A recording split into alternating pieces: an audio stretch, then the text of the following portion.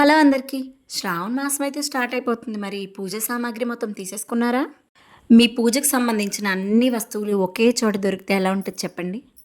ఈ శ్రావణ మాసంలో అమ్మవారిని అందంగా అలంకరించుకుంటారు కదా అందరూ. ఈ అమ్మవారి మొహాలు చూడండి ఎంత బావున్నాయో క్యూట్‌గా. రకరకాల రంగుల్లో, రకరకాల డిజైన్‌లో చాలా బావున్నాయి కదా! నాకు ఈ కొప్పుతో ఉన్న అమ్మవారి మొహం అయితే ఎంత నచ్చిందో. అండ్ ఇదొచ్చేసి కొబ్బరికాయ కట్టుకోవచ్చు.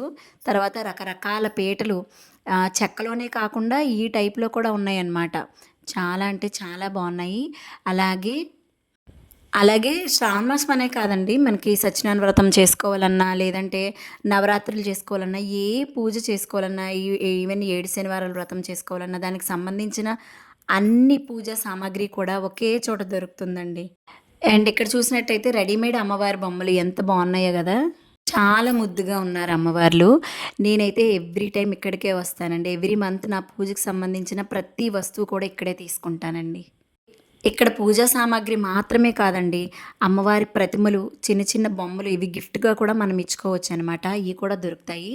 అలాగే ఇంకోటేంటంటే ఆహ్, నాకీ క్యూట్ చెంబు, అష్టలక్ష్మి చెంబు ఎంత బాగా నచ్చిందో బాబోయ్! చాలా వెయిట్ ఉందండి. వీటితో పాటేంటంటే పూజలో ఉపయోగించే డెకరేషన్ ఐటెమ్స్ కూడా ఇక్కడ దొరుకుతాయి.